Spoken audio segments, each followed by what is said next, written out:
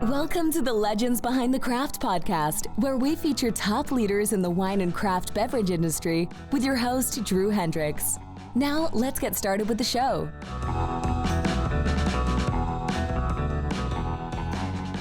Drew Thomas Hendricks here. I'm the host of the Legends Behind the Craft podcast. On this show, I talk with leaders in the wine and craft beverage industry. Last week, I had an amazing conversation with Kaylee Brooke from Valdemar Estates. We talked about the importance of accessibility and delivering the same experience to everyone, regardless of their physical conditions. Today, I've got a really special guest from Kalispell, Montana on the show. But before I formally introduce her, I got to do the sponsor message. Today's episode, sponsored by Barrels Ahead. At Barrels Ahead, we help the wine and craft industry scale their businesses through authentic content. Go to barrelsahead.com today to learn more. Today, we have Bianca Harmon joining us. She's our D2C strategist. How's it going, Bianca? It's going good, Drew. Excited for this episode that we have going on today. Yes, today we have Angela Zuba on the show. Angela and her husband, Trevor, are owners of the Waters Edge Winery Bistro in Kalispell, Montana. Welcome to the show, Angela. Hi, thanks everyone. I'm so glad to be here today. Oh, thank you so much for joining us. There's so much to talk to. I'm really curious about the Waters Edge business model. But before we jump in, let's talk about kind of how did you get your start in the wine industry? Well, I may not have been old enough to drink wine, but I have been partaking since I was little. My grandparents were very big into wine and craft spirits, and so I got a little bit of knowledge from them. And then in my 20s and 30s, my husband and I, we traveled extensively throughout the world and just really have an appreciation for good food and good wine. And it's just always been a passion to have something where we can combine our passions together in one concept. Sure. Now, when did you start? When did the Waters Edge Winery and Bistro start? Well, we opened our doors in August of 2020. So as you can imagine, a really great time to open an in-person dining experience. Yeah, no, I can't tell you how many people on the show have opened right in the headstream of COVID. Yeah, well, as you can imagine, opening a business, especially a food and beverage business, there is a lot of planning involved in it. And when you're looking at wines, especially red wines, there's a lot of aging and a lot of time. So the planning was well underway years before we opened our doors. And so regardless of COVID, we had to keep going and just go for it and let the chips fall where they may. And they fell in a good place, I think. Oh, for sure. For sure. Because I mean, 2 years later, you're running strong. Now, what did you guys do before? So I'm the majority person who's involved in the business. My husband's there. He's my cheerleading squad and he helps, when he can. He's got his own job that he does for full time. But my background is in business development. So I've been a CEO of major organizations for, the last 20 years or so and building businesses from the ground up, helping other entrepreneurs get their businesses off the ground and also doing troubleshooting and things like that. And so that's where that business comes from. And so there was just a point in my life where I decided that it was my turn. So absolutely. There are tons of transferable skills you just mentioned there. Now, when you decided, so I'm going to leave the Fortune 500 business development team and go found a winery, how did you go about enacting that plan? Well, so one of our favorite pastimes is, spending time with each other and having good conversation and eating and drinking and just doing that sort of thing. But in Kalispell, Montana, what we found was there was really a lack and a gap. There wasn't a place where you could go to get a really good glass of wine and food at the same time. It was kind of one or the other. And the wines that you could access in this area are very regionalized and localized. So, your typical, your California, your Washington, that style of thing. You couldn't really expand. And because we've traveled so much, we were looking for a little bit more of that European style. And so that's where kind of the whole impetus of this venture came from. Yeah, because I guess you got one choice. You could start a winery from scratch. You could buy a winery that's already operating, or you can buy into this unique business model that you guys are part of. Tell us more about this. I'm fascinated by this franchise model. Okay, so Waters Edge Winery, it is a franchise in the broad sense, but we look at it as more of a boutique cooperative Oh, as such. Yeah. So yeah, they it's a need to change that. franchise. I like that. I like that name better. Yeah, because when you talk about a franchise, what automatically comes to mind? You think, Subway or, Curves. McDonald's. yeah, stuff like that, where everything is cookie cutter and Mhm. everything is the same when you go from location to location to location. But we're very boutique and we're very cooperative. So what we share as a franchise is our knowledge Mhm. and our buying power and Mm. our expertise. Everything outside of that is 100% customized to the local demographic. Ah, So my winery and bistro is going to look absolutely nothing like any other Waters Edge Winery Bistro in the ah. country. My wines are unique. My food is unique. My Mhm. events, the pricing, everything down to the last detail is 100% local so that we can cater to our customer base. Oh, Is that's that how great. it is across the board with all the Waters Edge wineries then? They're all unique to its location where they are at. So their wines, their food styles. Absolutely. Absolutely. You're going to get some that have, they focus more on the food end. So they'll have, a full grill and like the fryers, they'll do burgers and steaks and things like that, more on the restaurant end. And then there'll be some that have literally just, meat and cheese, charcuteries and things like that. And we fall somewhere in the middle of that gap. Oh, that's interesting. So the Water's Edge, the franchise part gives you kind of the standard operating procedures that are pretty much the same for every winery. Like that little, like you can get the leg up and then you can then kind of riff on top of that and create your own kind of business on top of these SOPs. Yeah, so they teach us and help us in the wine making process, right? So how to commercially produce wine in an urban environment because we don't have vineyards, we don't harvest our own grapes or Yeah. anything like that. And so the process that they have developed over the years is really quite slick and it's very efficient. And so we don't have to worry about waste or, oak barrels or, soil or weather or anything like that. And then because we're a collective and there's a good number of us, we have distribution networks and we have sourcing networks. So we Oh, have wow. those people that go to all different parts of the world and find those grapes from those vineyards for us and help us procure them that way. Oh, that's fantastic. So when you're procuring grapes from, Italy, and you've got some really interesting Chilean blend. I was looking at your site. Is the wine made in Italy and then brought over, or is the juice brought over and it's vinified in Kalispell? Yeah, so it's a new, well, I guess new is a relative term. It's been in the wine industry for about a decade or so. It's called thermal vinification. Whoa. And so what Tell that me about, is, tell all the listeners about that, because yeah, this okay. is a new So concept to a lot of people. I want to make wine and I want the wine from Italy. Uh-huh. So we'll go and we'll get, a vineyard and we'll source those grapes and we'll, pick from a few different vineyards in a few different regions. And then when it comes time for harvest, what happens is the grapes are picked over there, obviously. They are heat treated at extremely high temperatures for a very short period of time. And what that does is that allows the grapes and the juice to sort of be preserved in a way, and it kills any kind of radical bacteria that might be floating around or radical yeast. And then they're crushed down because, as you can imagine, transporting grapes in the whole fashion across the ocean would be really difficult and really costly. Yeah, so they're crushed down then and put in these massive bladders, airtight bladders, and then they're shipped. And what that does is the preservation that I talk about allows us to have the grape juice. We call it must because it have the seeds and the stems and the skins and all of that with it.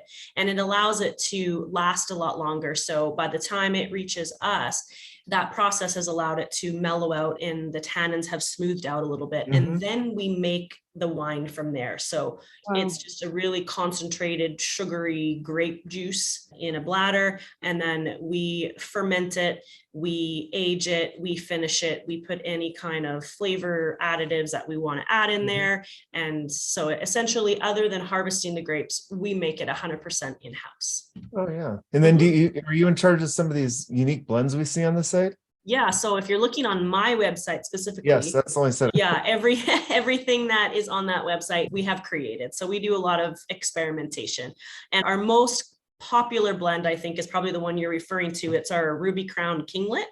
Yeah. And it's a blend. So we take grapes, Chilean grapes, Carmenere, and then we also take some grapes from Lodi, Zinfandel grapes. And then we make those two individually. And then once they have finished, we will blend them at a certain ratio to get that certain flavor profile that we're looking for. So you have this wine that comes from two different ends of the globe, but we're making it in Montana where you can't grow grapes. I think that's freaking wild and fantastic. Just like the traditional like ideas of how wine should be. Well, not that you're not making wine traditionally, but like these radical blends are fantastic. Yeah. Tell me about this custom vintage that you guys are doing as well. Oh, so this is starting to really pick up. And I was just speaking with a guest yesterday because her wines are ready. And what we do is we will have a group, say this particular group, they're getting married. So they wanted a custom vintage for their wedding. And we've done this for businesses and corporations as well. So we'll bring you in and we will do a very formal, very long, very fancy wine tasting with all of the different wines that we have. And we will do a blend. So we'll do some chemistry. We'll have, 10% of one with 30% of another and 40% of another. And we'll just keep mixing and taking notes and tasting. And then we come up with a blend that they love. And then I will go out and make each of those wines individually, blend them together, age them together. And then they have this 100% unique, you're never going to find it anywhere else in the world, blend of wine. That's cool. That's cool. Can they get about a case of it or something? Is that no, minimum is about 10 cases. Yeah. 10 cases. Yeah, wow. Okay. I read that wrong. 12 cases, approximately 12 cases. I read that as 12 bottles. Oh, yes. No. Yeah. We have to make them in bigger batches just because the process of all the different stages, we would lose. That makes a lot more sense. And it's a lot of work. Yeah.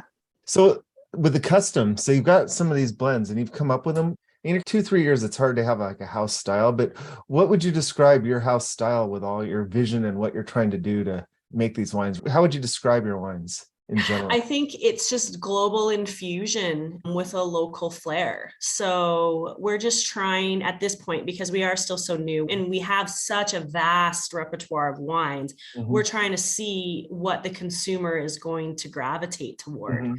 So we have that Ruby Crown Kinglet, right? And then our next one is our signature red blend. It's the Zubalicious. It's the one that we made for our 1-year anniversary. It's a French Bordeaux. So it's a bunch of different French grapes that are all blended together there. But I think what we're really trying to do is we're just trying to be unique. We're trying to do what other people aren't able to do or what traditional vineyards can't do because they're limited to their specific grape and their specific style. So that's kind of our niche is what you know, but with a unique twist. Yeah, I like that. And you say like what appealing to the local clientele and the people that come into your, what sort of wines is your Kalispell client base gravitating towards? So in Kalispell, I would have to say they're looking for things that are a little bit more fruit forward for the majority of people. Our sangria line is incredibly popular. We lovingly nickname that as adult Kool-Aid, because it's a lower alcohol wine. We've got a lot of water around here, a lot of rivers, a lot of lakes. And so people like to get out on the water and you don't want to have, high alcohol concentrations and things like that. So we make a little bit of a weaker wine, lower alcohol, and then we infuse them with natural fruit extracts. So we've got some pretty unique flavors like the pineapple yuzu and raspberry dragon fruit and white cranberry and things of that nature. So blackberry and that. And those are super popular. I'm loving this new low alcohol trend. And then finally, it's the wrong word, but the freedom to be able to like experiment and add fruits to the wines and do the sangria line, do the spritzers. Like over the summer, I really got into these canned wine spritzers at the beach. Yeah. Well, we carbonate too. That's something that we're getting into just now is the carbonization and champagne methods and things like that. So we can offer that other line. And we love to partner with our local growers here. So because we have a huge lake, the Flathead Lake, and cherries grow there really well. And so I'm working with a local cherry grower to have an infused Pinot Grigio. So you're going to get some of that local flair. And we also have a mountain that is growing lavender. And lavender infused in a wine is something that's pretty incredible as well. So yeah, I don't think I can imagine the cherry infused, and I can imagine lavender, but I can't imagine lamender in wine. What would you blend that with? So again, you would pick a white wine with a lavender. It's really subtle. I was thinking of lamb, like lavender Pinot lamb. The lavender is really popular in cocktails these days, like the lavender infusions, but I don't think I've heard of one in a wine. You can do anything, just because it's segregated generally to one sort of cocktail, right? Another thing we're going to be releasing, I guess I'm going to tell the world today, because I haven't announced it yet, is a smoked wine. So you know how you do a smoked old fashioned, we're going to be doing the same thing with a specific red and a specific white. So you can come into the winery, order your smoked wine, and you get it in a carafe, and the smoke is in there. You swirl it around, pour it into your glass, and then you get that extra oak in your wine while you're drinking it. I'd be up on that. That's probably a little different because we spend so much time talking about smoke taint with all the fires, and all the wineries spend so much time trying to take the smoke out of the wine. This is the first time adding it. But you're adding the better smoke. No one wants wildfire smoke. No, we're adding oak smoke.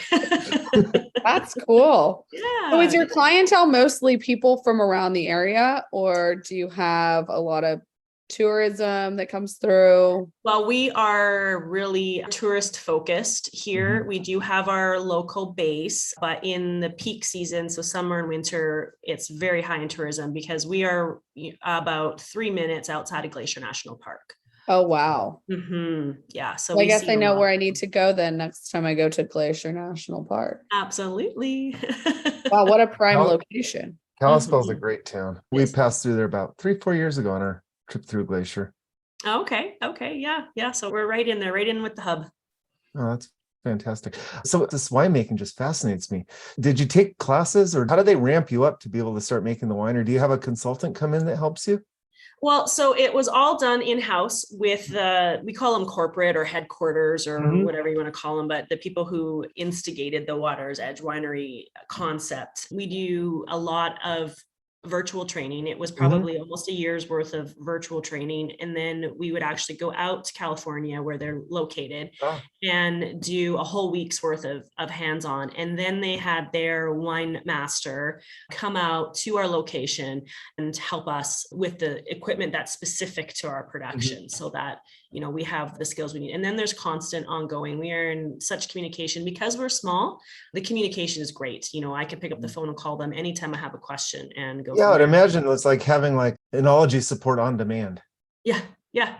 We've got the experts, because most wineries, they have to source their winery consultant, and everybody has it. By going into this cooperative base, you've got like this instant access to these to help. Yeah. And the even better thing of it is that they take our feedback as well. It's not a one-way street. So when we come up with different concepts, they really take it seriously. And if it's great, they implement it through the entire system or make it accessible through the entire system. Well, that's fantastic. And the corporate, they're up in Rancho Cucamonga? Rancho Cucamonga, yep. Yeah, they're just up the freeway from us, about an hour. Oh, okay. Yeah. No, I'm familiar with the area. That's an old wine growing region for sure. One of the oldest in California. I don't know if they even actually really grow anymore out there so much, but there's a vineyard that I passed by as I'm driving east on the 215, I think. It's right by the Bass Pro outlet, but it's these ancient vines that I'm always wondering who the heck is farming them. They look like some of the most ancient vines I've seen. Oh gosh, I didn't know that. But yeah, getting back to kind of your winemaking, going into COVID, you faced the headwinds of, the country kind of shutting down. And then over the last 2 years, the biggest topic's been supply chain and having all your juice coming in. How did you guys get around that, or what challenges did you face? So for us, getting the juice in, it didn't really seem to be a problem. Of course, shipping costs went ridiculous. They went through the roof beyond anything I could have ever imagined. So we had challenges with that. But as far as getting our products, we didn't have a lot of challenges. And I was pleasantly surprised because being in Montana, we're kind of at the end of the line. There's really nowhere to go in this country north of us. So I thought we would have a lot more issues than we did. But other than cost, getting our products wasn't really terrible. I would say the only thing that was troublesome in getting was wine bottles. So glass was difficult. Yeah, because, and this is just the way it is, most of the glass comes from China. Some Yeah, comes there's from really Mexico. only two glass producers in the United States, and none of them are really equipped to produce the bottles for wine. Yeah, and not the volume that we would need Mhm. either. So we did have some challenges that way. So we had to, I wouldn't say lower quality, but less expensive glass. And what that helped us do was keep the weight down. And Mhm. so the shipping costs stayed a little bit down. Mhm. And then that also allowed us to pass those savings on to the guest. So we didn't have to increase our prices as much as maybe some of the others did. Oh, that's great. Yeah, we spent a lot of time talking about new eco packaging and Mhm. glass weight in general. I mean, there's really no reason to have a 1 pound bottle. I mean, it looks impressive, but it really, you're just like throwing money away trying to ship that around. Yeah, exactly. So in So these co-ops, are you going through like the glass? Do they recommend them, or are you guys going out and finding a glass distributor, or do they recommend using? So we have an approved supplier list that we can fall back Okay. on, but really we have the ability and the freedom to source out wherever we want to. So if I can find a glass supplier that's closer to me than somewhere southern in the US, then I'm Mhm. going to go with that supplier. So Oh, that's again, fantastic. yeah, I'm not tied. My hands aren't tied or restricted in any way. Oh, so you can source throughout the ecosystem. You have your recommended, but your hands aren't tied. You don't have Yeah. to go straight through the cooperative.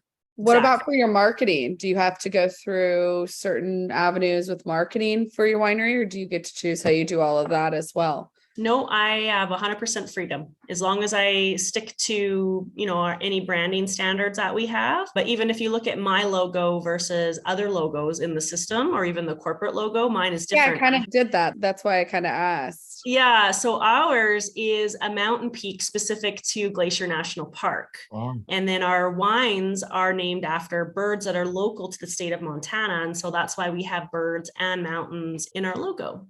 Cool. That's, Yeah. I was looking at the white-winged dove and I think, oh, it's Stevie Nicks. But it's actually after the bird. Yeah, absolutely. So when you launched the winery, and this is good transferable now, a lot of industry people listen to the show. How did you go about getting the word out and marketing yourself? It was social media because of COVID. I had no choice. Mhm. I'm a big chamber of commerce person and I get involved with a lot of the business organizations, but there was no meeting face to face. And I was brand new to the state. Nobody knew who I was. I didn't have any connections. So I had to use social media, and we had close to 1,000 followers before we even opened our doors, which Oh, was pretty wow. impressive, I think. And we had people even signing up for our wine club before we opened, but it was all done through Facebook and Instagram. Oh, wow. Where did you move from? We moved from Canada. Oh, did you? Yeah, from Southern Alberta. Usually people are going the other direction these days. Well, if you like socialism, you can go north. Fine. That's all I'll say. Where were you up in Canada? In Southern Alberta, so just south of Calgary. Oh, okay. Mm-hmm. We spent a bunch of time up in Penticton in the Okay, so that that's in British Okanagan Columbia. region. Yep. That Yeah, would be over Okanagan. the other side. A little west. Yeah. I was on Canada. I'm always surprised, like when I'm up there, that we can like bring the wine back for 25 cents, but people in Canada can't drive from British Columbia over to Alberta without paying tax with their wine. Well, yeah, it's a law, but it's not enforced. So It's just, it just seems odd. yeah. Like I couldn't imagine driving from California to Oregon and stopping and paying some tax. Yeah, they say, but it's not really a It's thing. not really that. No. It's not really that big of a thing. Yeah. No. Well, that's interesting. So all on social media, and the local Kalispell people then embrace the winery. Yes. 2 years. Now talk to me about the bistro. I mean, running a bistro is a completely separate challenge from launching this winery. Mm-hmm. Well, in my opinion, I wouldn't do one without the other. I would never do food without wine, and I would never do wine without food. They complement each other. And so I wanted to have a fairly simple menu, but I wanted to be able to offer all of the options. So lunch, dinner, tapas, that kind of thing. We don't do breakfast or anything like that, but you need to be able to have that bite in order to enhance the flavor of the wine. That's just natural. And so we started out with probably, I want to say maybe 10 to 12 items on our menu, and it's grown. So we have a pretty extensive menu of a handful of appetizers. nachos, charcuteries. We do everything fresh. So fresh jalapeno poppers. And like I was saying before, things that you would normally find as a light bite, but we've done our own spin. So baked white wine cheese dip. We hand roll chocolate truffles that have red wine in them. We do all kinds of sandwiches. We do prime rib, paninis, pizzettas, and like I said, the desserts. So, but everything has that little bit of a different spin. And then we incorporate our staff, our team as well. So I'm not the end all be all. I don't know everything. My team has a flavor profile and a palette. So they've come up with a bunch of different dishes. And when they do, if they're good, we put them on the menu and name them after them. So it's just been really, it's a really good way to keep them engaged and keep our guests engaged. It makes for great social media stories. And then it also has, unique different items on the menu. What advice would you give, talking about social media stories and what you put on there? What advice would you have for other wineries, like to boost their social media? Or what do you see a lot of wineries doing wrong with social media? Well, I don't know if I would want to say anyone's doing anything wrong. You don't have to call anyone out, but you can talk in generalities. Yeah, I say keep it real. We're all people. We're all small business owners. Make it light. Make fun of yourself. For instance, I had a fermentation go hot one time, and we call them wine volcanoes. And so, yeah, we had wine spewing out of a fermentation tank, and it was running all over the floor. And yes, you don't want that to happen, but it does sometimes. And so we took video footage and pictures, and we put it on social media and said, anyone got a straw? Want to come have a sip of our wine volcano? Just things like that. Keeping it real and being light and not being fake. So what I see a lot of out there in the industry, and it's just a different style than mine, but I'll see businesses and everything is perfect. Every photo is perfect. Every piece of their establishment is perfect and flawless. And you got to wonder, we know that that's not how it is in real life. So to me, being real just makes you more relatable and makes people want to be in your establishment more. And we get that all the time. People walk in and say, this feels like home. It feels like our second home. So that's just how I like to play it. That's my marketing shtick. I love that. You got to show your rough edge. You got to show everything in order to be real. That's a really profound statement. You got. It's just real, I guess. Yeah. You live the life. Wine volcano. What other interesting things popped up? Because there's always anything, you have unexpected challenges. Oh gosh, yeah. When we started working with carbonation and sparkling and stuff like that, we've had explosions, bottles exploding because we've done too much of one thing or not enough of another. And you get equipment failures or you get power outages. And the other day our dishwasher stopped working. And so you have to troubleshoot that. And, we learned the hard way about how long prime rib takes to cook in our oven versus a different commercial oven when we had a party of 60 people and we were running back and forth. And it's just a learning curve. You just you gotta be able to roll with it, but not everybody has that skill. Like, pardon the phrase, when the shit's hitting the fan, how do you get through it? What advice do you have there? Breathe, go have a drink. That usually calms the nerves, and we can do that in our industry. But I always just say, I learned a valuable lesson a long time ago, and it's this concept. It's on stage and off stage. So when you're on stage and your guests are watching or your employees are watching, it doesn't matter what's happening. The world could be falling down, but you don't let them know. People know things are going wrong, but you still have to be in control and keep a calm head, right? And then when it's over, or you have a minute to yourself, you go in the bathroom, scream into a pillow, do whatever you need to do, run around the block.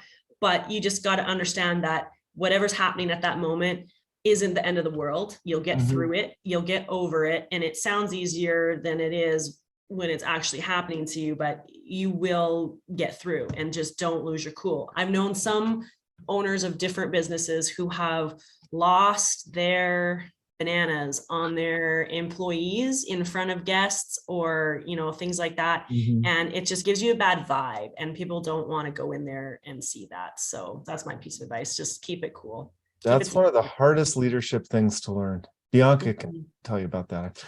Not always the best. We try every day. Yeah, of course. And you have to. Yeah. But I do have a question before we get too far off about your wine club. Okay. So do you ship your wines? needed a little drink there. And what are you drinking? Before you answer that, tell us about what you're drinking there. Oh, I'm drinking the white rumped sandpiper. So it's a Chilean Sauvignon Blanc. Yum. White rumped sandpiper. Yeah. Is it dry or sweet? Yeah, it's off dry. So it's really more creamy than anything. Yeah. And Sauvignon Blanc is kind of a trending thing right now, especially like if you go to the Paso Robles region, you're going to see there's a lot of Sauvignon Blancs there, but it's kind of one of my favorites right now. But back to your question, Bianca, about shipping. We do ship. We can ship to just about any state in the country. There are a few that restrict because they want to protect their own wine industry, which I can understand. But we don't do a lot of it for two reasons. Well, three, I should say. Number one, shipping is incredibly expensive right now. So there's that. People don't want to pay, half the cost of the bottle of wine just to get it to their house. Number two, shipping companies are ruthless, and it doesn't matter how well you package things, 40% of the time it gets destroyed. So there's that. And then also condition of the wine. What a lot of people don't know is you can't ship wine in the summertime unless you have refrigerated carriers, which if you're shipping, a case of wine, you can't get it refrigerated. So if it gets over 80, 85 degrees, it destroys the wine. So it will turn to vinegar and you have nothing drinkable. So those are kind of the reasons why we don't like to ship, but we will if we are requested to. Yeah, but not in the summer. Well, yeah. This summer, it's also hard to ship to Montana. I've worked at many wineries, and shipping to Montana is actually one of the more difficult states to ship to during the winter time. Yeah, because so it's cold. I don't find it's cold. I'm from Canada, so I thought that it's warmer here than it was where I came from. I remember one year at the tasting room, there was this couple, and it was like January, and me and my coworker, we were working in like the tasting room that had like the fireplace going, and we were standing there and we're like, oh my God, it's so freaking cold today. And we're freezing, and it was like raining. And all of a sudden this couple walks in, and no shit, they have like Hawaiian shorts on and a Hawaiian shirt. And they're like, are you guys cold? And we're like, yeah, are you from Montana? They're like, yeah, how'd you know? No idea. No idea. Yeah, if it's above 40 degrees, people are wearing shorts here. Yeah, and they're like, this feels great. And we're like, yeah, this is freezing. Oh, that's funny. That is funny. I want to shift this a second because you talked about how you're in charge of your own custom events. What events have you started that has really helped kind of boost your business and kind of some of the things that the local residents really like? Well, we do a lot of things. So a couple of our biggest catalysts, I would say we started doing a business owner networking event. And that was because of COVID. I had met a few different business owners, and some were really complacent with COVID, and others, we got to hustle. We can't let our businesses fail because this is happening, right? So we came up with a way to still allow a face-to-face networking. We did it safely, of course, but we were able to facilitate that and still keep the local business market moving. So deals were still getting done, things like that. So we became very business focused. We started hosting the local Rotary clubs, for their luncheons and things like that.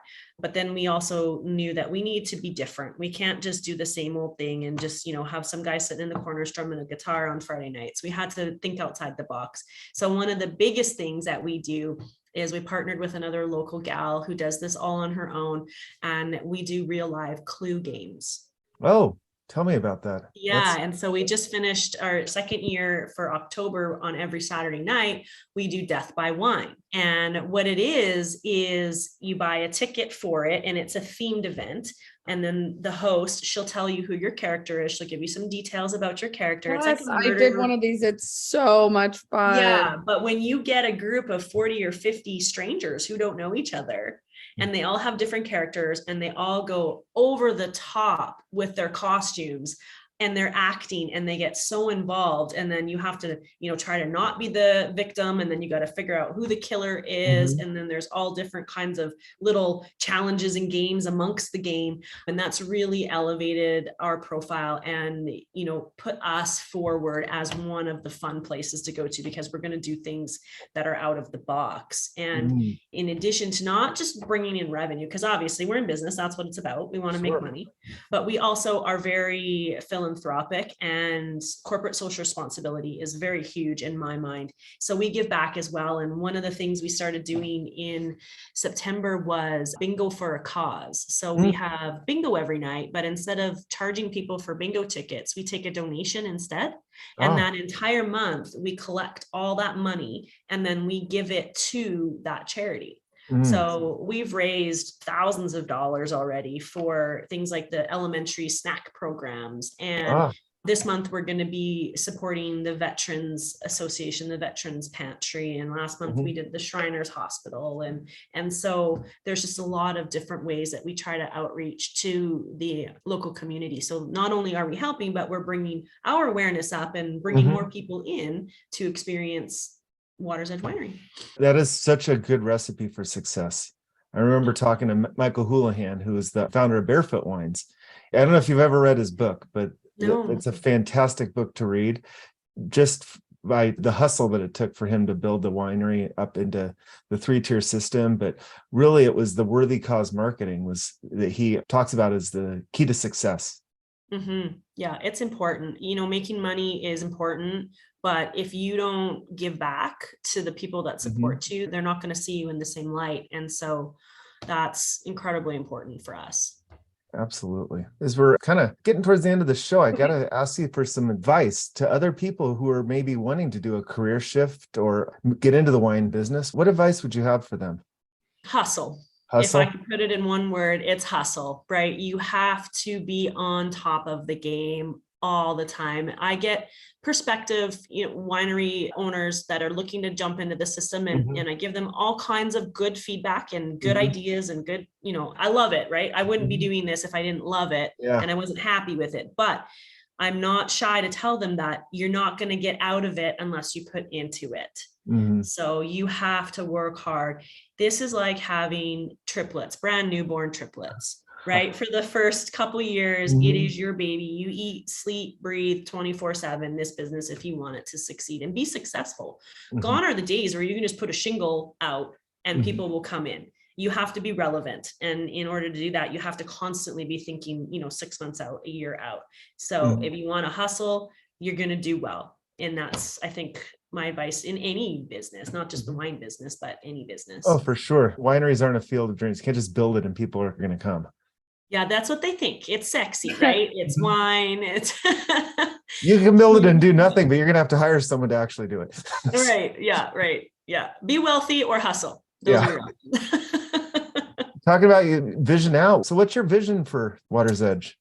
So we're looking at expansion. We have a couple of irons in the fire that I can't really talk about too much at this point in time, but we're looking at, additional locations, brick and mortar and that sort of thing. And we're trying to just increase our catering. So we're doing more and more offsite catering as well as our on-site events and things like that. So it's an expansion, definitely. Yeah. I would expect more collaborations with all the local growers and would also be in there as well too. Yeah. With the grapes, we haven't really ventured there yet. Or even the fruit, that cherry sounds fantastic.